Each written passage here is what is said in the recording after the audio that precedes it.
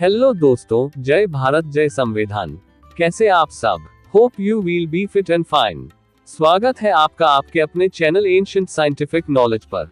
यहाँ हम आपको अपने विश्व के रहस्यों और अनसुलझे सवालों के जवाब साइंटिफिक तथ्यों के आधार पर देते हैं। इसी कड़ी में आज की वीडियो हम आज आपके समक्ष पेश कर रहे हैं। वीडियो इंफॉर्मेटिव है, ध्यान से सुनना। तो शुरू करते हैं आज की वीडियो कुछ ऐसे है कि एक परिचित सज्जन पुरुष जो कि मेरे रिश्तेदार भी हैं, ने एक फोटो व्हाट्सएप पर मुझे शेयर की, जिसमें एक सवाल था जो कि मैंने पहले भी सुन रखा था।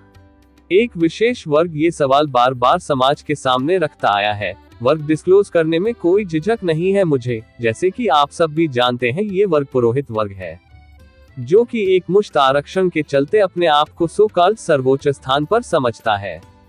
इसका एक मुश्त आरक्षण शिक्षा और मंदिर पर कब्जा रहा है।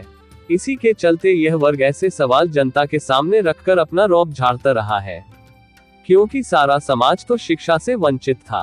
तो आज दिमाग घूम गया मेरा, इसी के चले सोचा क्यों न आज इस सवाल की धज्जियां उड़ाई जाएं।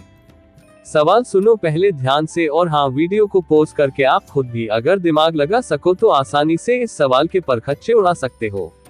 तो सवाल कुछ ऐसे है कि शिव जी पूछते हैं पार्वती जी से, कौन जगत में एक है, कौन जगत में दो, कौन जगत में जागता, कौन रहा है सो। सोचो जरा इसका जवाब, सोचो सोचो सोचो। वीडियो पॉज करो और जवाब सोचो। अच्छा, मेरे परिचित ने जो फोटो शेयर की थी उसमें एक अटपटा सा जवाब भी था, वो भी सुन लो जरा। उसमें जवाब था कि राम जगत में एक है, सूरज और चंद्रमा है दो, लोग जगत में जग रहा, पुण्य रहा है सो। अब विवेचन कट की क्या ये जवाब सही है? मेरे हिसाब से तो नहीं, ये जवाब सही नहीं है। पहले तो समाज में ही देखो कितने राम नाम के इंसान गए और चले गए हैं। आज भी राम नाम के न जाने कितने ही लोग भारत में भी मिल जाएंगे, दूसरे देशों में भी खूब राम मिलेंगे। दूसरा, आध्यात्मिक पहलू से देखते हैं कि राम एक है या अनेक। तो पहला उदाहरण हम लेते हैं तुलसीदास हाथरस वाले की लिखी पुस्तक घट रामायण से। एक राम दशरथ का बेटा, दूजा सकल पसारा, तीजा घट घट का वासी, चौथा दुनिया से न्यारा। तो उक्त पद के अनुसार तो चार राम हुए, मतलब राम एक नहीं है बल्कि अनेक, मतलब चार राम है। चलो अब दूसरा खंडन उदाहरण देखते हैं कबीर साहेब की वाणी से, जिसमें से गोरखनाथ और कबीर की ज्ञान चर्चा गोष्ठी का कुछ अंश आपके सामने रखा है। सुनो ध्यान से। जो बूझे सोई बावरा, क्या है उम्र हमारी, असंख्य युग प्रलय गई तब का ब्रह्मचारी, कोटि निरंजन हो गए परलोक सिधारी, हम तो सदा महबूब हैं स्वयं ब्रह्मचारी। अरबों तो ब्रह्मा गए, 49 कोटि कन्हैया, 7 कोटि शंभु गए, मोर एक नहीं पलैया, कोटिन नारद हो गए मुहम्मद से चारी, देवतन की गिनती नहीं है क्या सृष्टि विचारी, नहीं बुढ़ा नहीं बालक, ना ही कोई भाट भिखारी, कहे कबीर सुन हो गोरख, ये है उम्र हमारी। अब इस वाणी में से देखो तो असंख्य युग की प्रलय बताई गई है, करोड़ निरंजन या काल बताए गए हैं जो परलोक सिधार चुके हैं। ब्रह्मा अरबों बताए गए हैं इस वाणी में, 49 करोड़ कन्हैया और 7 करोड़ शंभू मर गए हैं ऐसा बताया गया है। करोड़ों नारद और मुहम्मद बताए हैं। छोटे मोटे देवी देवताओं की तो अनगिनत गिनती बताई गई है।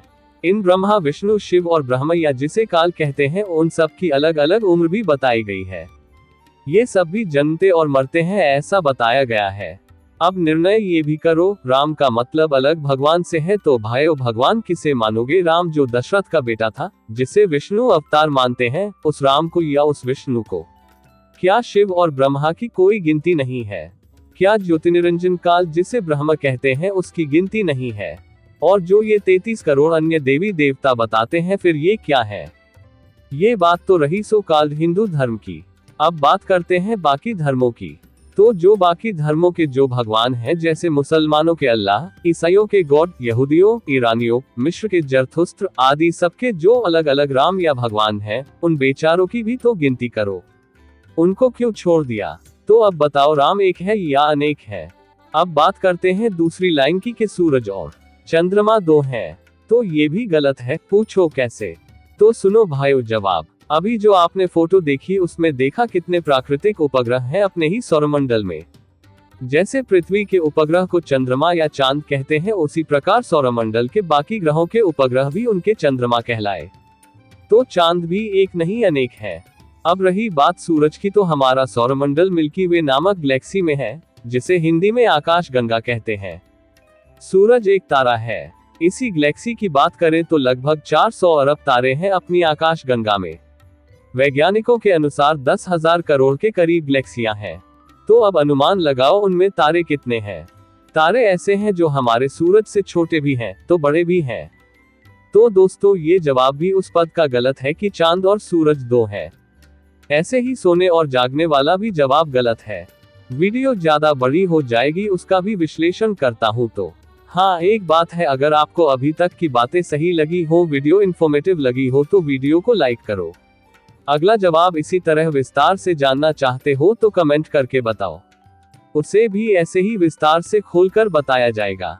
वीडियो इन्फॉर्मेटिव लगी हो तो वीडियो को लाइक करो, अपने दोस्तों के साथ शेयर करो जिससे उनका भी ज्ञानवर्धन हो। चैनल को सब्सक्राइब करो और राइट साइड में जो बेल आइकन है उसे दबाकर उसका रंग बदल दो, जिससे कि फ्यूचर में ऐसी ज्ञानवर्धक वीडियो जैसे ही चैनल पर आती है वैसे ही आपके पास उसका नोटिफिकेशन पहुंच जाए और आप चैनल पर अपलोड होने वाली किसी भी वीडियो को मिस ना कर पाएं।